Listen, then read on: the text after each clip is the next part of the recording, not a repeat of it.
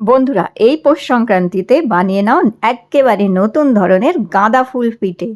এই গাঁদা ফুল পিঠে দারুণ সুন্দর হয়, যেমন নরম আর সফট হয় ওপরটা, ভেতরে গাজরের একটি বিশেষ পুর দিয়ে ঠাসা, খুবই রসালো এই পিঠে কিন্তু দুর্দান্ত খেতে হয়।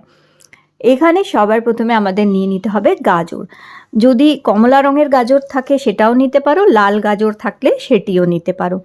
একদম মিহি যে কুড়ানিটা হয় গ্রেটার, তার মধ্যে গ্রেট করে নেব। আমি এখানে 500 গাজর নিয়েছি। 500 গাজর এইভাবে গ্রেট করে নিয়েছি, দেখো।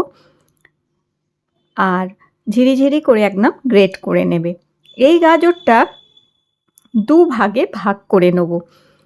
তো সমান সমানভাবে দুভাগে ভাগ করে নেবে এইভাবে গাজরটি। আজকের রেসিপিটি তৈরি করছি আমি আগারো এলিট হার্ড অ্যানাডয়েজ এই ফ্রাইং প্যানটায়। এটি ভীষণ ভালো, এটার মধ্যে রান্না করা, কোনো জিনিস আটকায় না, পুড়ে যায় না, কম তেলে সুন্দরভাবে রান্না করা যায়। এটি পরিষ্কার করা সুবিধা, এতে রান্না করাও খুব সুবিধা। তো 2 কাপ দুধ আগে আমি এই ফ্রাইং প্যানে দিয়ে দিলাম। 2 কাপ দুধ দিয়ে দুধটা একটু গরম হলেই 1 ভাগ গাজর এই দুধের মধ্যে দিয়ে দেবো। তো দেখো, 1 ভাগ গাজর দিয়ে একটু গাজরটা সেদ্ধ হওয়া অবধি এটা ফোটাবো। যেহেতু গাজর কোরানো আছে তাই বেশি সময় লাগবে না এই গাজর সেদ্ধ হতে। গাজরটা যখন এরম সেদ্ধ হয়ে আসবে, অল্প একটুখানি হাফ ছোট চামচ একটু হলুদ দেব, যাতে গাঁদা ফুলের রঙটা খুব সুন্দর আসে। দেখো কত সুন্দর রং এসছে। আর হলুদ দিয়ে ফোটালে হলুদের কিন্তু কোনো আর গন্ধ থাকে না, গন্ধ এর মধ্যে পাওয়া যায় না, শুধু হলুদটা দেওয়া রঙের জন্য। এবার হাফ ছোট চামচ নুন দিয়ে দিলাম, এখানে আমি হাফ ছোট চামচ নুন দিয়ে দেবে, মানে হাফ টিস্পুন দিয়ে ভালো করে একটু কিছুক্ষণ ফুটিয়ে এইরকম জল জল অবস্থাতেই এটিকে নামিয়ে ফেলতে হবে। তো এটা বেশি ফুটিয়ে ঘন করবে না, শুধু গাজরটা একটু সেদ্ধ হয়ে গেলেই এটা এই অবস্থায় নামিয়ে ঠান্ডা হওয়ার জন্য রেখে দেবো। এবার ওই ফ্রাইং প্যানটাতেই আমি সামান্য 1 ছোট চামচ ঘি দিয়ে দিলাম।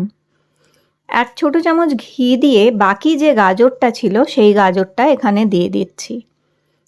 এবার এই গাজরটাকে ভালো করে এই ঘিয়ের সাথে নাড়াচাড়া করে নিতে হবে আমাদের। তো এখানে একটু ভালো করে ঘিয়ের সাথে নাড়িয়ে চাড়িয়ে নিয়ে সামান্য 2 চিমটি নুন দিয়ে দিয়েছি, আর 1 কাপ এখানে দুধ দিয়ে দিলাম। 1 কাপ দুধ দিয়ে মোটামুটি এই রেসিপিটা করতে আমাদের 3 কাপ মতন দুধ লাগছে। তো সামান্য একটু নুন দিয়ে, মানে 1-2 চিমটি নুন দিয়ে গাজরটা নাড়াচাড়া করে নিয়ে তারপরে এখানে দিয়ে দেবে 1 কাপ দুধ। দুধ দিয়ে আবার গাজরটা একটু ফুটিয়ে নেব। আর এই সময় আমি দিয়ে দেবো প্রায় 3 চামচ মতন চিনি। আচ্ছা, মিষ্টি স্বাদটা আমি একটু হালকা মিষ্টি ভালোবাসি, তাই আমি 3 চামচ দিলাম। তোমরা যদি একটু বেশি মিষ্টি মিষ্টি খেতে ভালোবাসো তাহলে তোমরা আরেকটু বেশি চিনি এখানে দিতে পারো, 4-5 চামচও চিনি দিতে পারো। আর এখানে 1 কাপ আমি দিলাম নারকোল কোরানো। তো কোরানো নারকোল 1 কাপ এর মধ্যে দিতে পারো, চাইলে খোয়া ক্ষীর থাকলে সেটিও তোমরা দিতে পারো। এটা তৈরি করে নিচ্ছি আমরা পুর। পুরের মধ্যে তোমরা আরও কিছু চাইলেও দিতে পারো, যেমন কি ছোটো এলাচ গুঁড়ো চাইলে দিতে পারো, যদি ফ্লেভারটা চাও তাহলে ছোটো এলাচ গুঁড়ো এর মধ্যে দিতে পারো। কিন্তু যেহেতু আমি নারকোল দিয়েছি, আর এই গাজর আর নারকোলের সাথে তারই একটা ন্যাচারাল গন্ধটা যাতে থাকে, তার জন্য আমি আলাদা করে কোনো আর ফ্লেভার দিচ্ছি না এর মধ্যে। কিন্তু তোমরা চাইলে এর মধ্যে ছোটো এলাচ দিতে পারো, কাজু কিশমিশ ড্রাই ফ্রুটস দিতে পারো। আমি ওসব কিছু দেবো না, শুধু সিম্পল এইরকমভাবে পুরটা তৈরি করেছি। এবার একটা মিক্সার গ্রাইন্ডারের মধ্যে ওই যে গাজরটা সেদ্ধ করে রেখেছিলাম দুধ দিয়ে, এটি ঠান্ডা হয়ে গেছে। এবার এটা একটি মিক্সার গ্রাইন্ডারে দিয়ে ভালো করে বেটে নিতে হবে, খুব ভালো করে একদম ফাইন পেস্ট করে নেবে এটা। আর এটা সময় লাগে না, ঝট করেই পেস্ট হয়ে যায়। দেখো এটা পেস্ট করে নিয়েছি। আবার ওই ফ্রাইং প্যানের মধ্যেই আমি এই পেস্টটা দিয়ে দিলাম, আর 1 কাপ জল দিলাম আরও। তো 1 কাপ জল আর ওই পেস্টটা দিয়ে ভালো করে নাড়িয়ে চাড়িয়ে যখন এটা একটু ফুটতে আরম্ভ করবে, 1 ফুট যখন দেখবে আসতে আরম্ভ হয়ে গেছে, একটু নাড়িয়ে চাড়িয়ে নেবে আর আঁচটা কমিয়ে রাখবে, নাহলে তলায় ধরে যাবে। এবার আমি 1 কাপ চালের গুঁড়ো এখানে দিয়ে দিচ্ছি, গোবিন্দভোগ চালের গুঁড়ো আমি 1 কাপ এখানে দিয়ে দিলাম। এবার এটাকে অনবরত নাড়তে থাকতে হবে, চালের গুঁড়োর সাথে এটাকে মিশিয়ে নিতে হবে। আর এইভাবে চালের গুঁড়োর সাথে মিশিয়ে নেবে এবং ততক্ষণ এটাকে নাড়াচাড়া করবে যতক্ষণ না ঘন একদম মণ্ড তৈরি হয়ে যাচ্ছে। তাতে কি হবে, চালের গুঁড়োটা খুব ভালো সেদ্ধও হয়ে যাবে। তো দেখো এখানে একটা মণ্ড মতন তৈরি হয়ে গেছে এটি। এবার এটা একটি প্লেটে নামিয়ে নেবে এবং এটিকে সম্পূর্ণ ঠান্ডা হয়ে যেতে দেবে। আর কি করবে, হাতে একটুখানি ঘি লাগিয়ে নেবে, এইভাবে হাতে ঘি লাগিয়ে নেবে, নিয়ে এটাকে ভালো করে একটু মেখে নেবে, তাহলে খুব সফট স্মুথ একটা ডো তৈরি হয়ে যাবে। তো এইভাবে এটা এখন বেশ গরম আছে, তো এইভাবে ভালো করে ঘি মাখিয়ে হাতে এটাকে কিছুক্ষণ ধরে এইভাবে মাখবে। আর এবার দেখো রুটির সাইজের কিছু লেচি আমি তৈরি করে নিচ্ছি। গাঁদা ফুল তোমরা কেমন তৈরি করতে চাও, ছোট বড়, সেই অনুযায়ী তোমরা এর সাইজ, লেচির সাইজ বানাতে পারো। তো এইভাবে হয়ে যাবার পর এরকম ছোট ছোট খিলি তৈরি করবে, বাটি তৈরি করে নেবে এইভাবে। আর হাতে একটু ঘি অথবা তেল লাগিয়ে নিতে পারো, তাহলে কোনো রকম অসুবিধা হবে না। এবার অল্প অল্প করে এই গাজরের পুর দিয়ে দেবে, দিয়ে ভালো করে মুখটা মুড়ে নেবে, কোনো দিক থেকে যেন খোলা না থাকে। ভালো করে মুখটা মুড়ে এইভাবে আর খুব সুন্দরভাবে একটু গোল করে স্মুথ করে নেবে। এবার দেখো এই যে সোনগুলো হয় কিংবা এই ছোটো ছোটো চিমটি বাজারে পাওয়াই যায় কিনতে, এই চিমটিগুলো দিয়ে এইভাবে একটুখানি করে এইরকমভাবে টেনে দিলেই এইরকম সুন্দর গাঁদা ফুলের পাপড়ি তৈরি হয়ে যায়। যদি চিমটি না থাকে সেই ক্ষেত্রে তোমরা ছোট সরু চামচের পিছন দিকটা দিয়েও তোমরা এরকমভাবে গেঁথে তৈরি করে নিতে পারো। চিমটি থাকলে খুব তাড়াতাড়ি সুবিধা হয় আর খুব সুন্দর হয়ে যায়। না হলে আঙুল দিয়েও তোমরা চিমটি কেটে কেটেও পাপড়ি তৈরি করতে পারো, কিন্তু সেই পাপড়িগুলো হয়তো একটু বড় বড় হবে। তো এইভাবে দেখো চিমটি দিয়ে খুব সুবিধা হয়। এই সোন তো বাজারে তোমরা ইজিলি মার্কেটে পেয়েই যাবে। ব্যাস এইভাবে দেখো মুড়ে নিচ্ছি। আর মুড়ে নিয়ে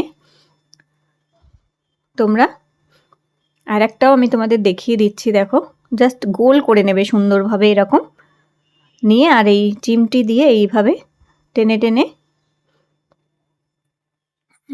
পাপড়ি, গাঁদা ফুলের পাপড়ি তৈরি করে নেবে। তো দেখো কত সোজা আর কত সুন্দরভাবে হয়ে যায়। তো দেখো কত তাড়াতাড়ি হয়ে করে এইভাবে করে নিতে পারবে। আর ঝটপট ঝটপট এগুলো পাপড়িগুলো তৈরি হয়ে যাচ্ছে।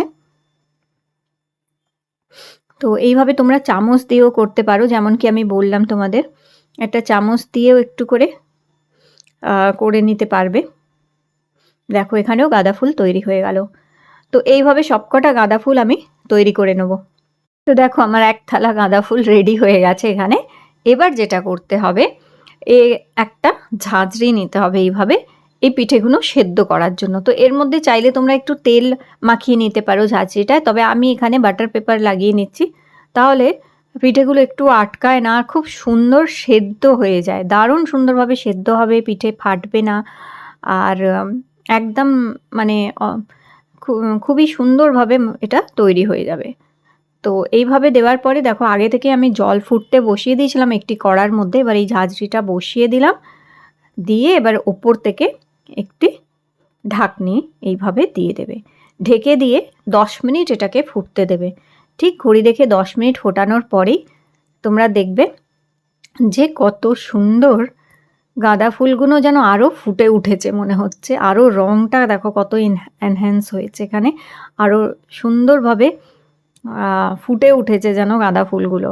তো ব্যাস গরম গরম গাঁদা ফুল পিঠে এখানে কিন্তু রেডি হয়ে গেছে। তো এই পৌষ সংক্রান্তিতে অবশ্যই এই গাঁদা ফুল পিঠে তৈরি করতে পারো এবং বাড়িতে গেস্ট আসলে তাদেরকে এই গাঁদা ফুল পিঠে দিতে পারো। একেবারেই নতুন ধরনের দুর্দান্ত একটি রেসিপি হচ্ছে এবং এর পুরটাও একটু ইউনিক ধরনের হচ্ছে, মানে গাজর আর নারকোল দিয়ে তৈরি করা পুর। আর হ্যাঁ, চিনির বদলে চাইলে তোমরা এখানে গুড়ের ব্যবহারও করতে পারো, আর দেখতেই পাচ্ছ ভেতরে পুরটা দেখো কত রসালো, কত সুন্দর লাগছে দেখতে। আর একদম নরম তুলতুলে খুব সুন্দর হয়েছে এই গাঁদা ফুল পিঠেগুলো। এবং আমি পরের দিন সকালেও যখন খেয়েছি তখনও বেশ নরম আর সুন্দর ছিল, যেহেতু মাখাটার মধ্যে গাজর দেয়া ছিল তাই। তাহলে অবশ্যই ট্রাই করো। আজকের রেসিপিটি ভালো লেগে থাকলে লাইক দিও, চ্যানেল সাবস্ক্রাইব করে রেখো।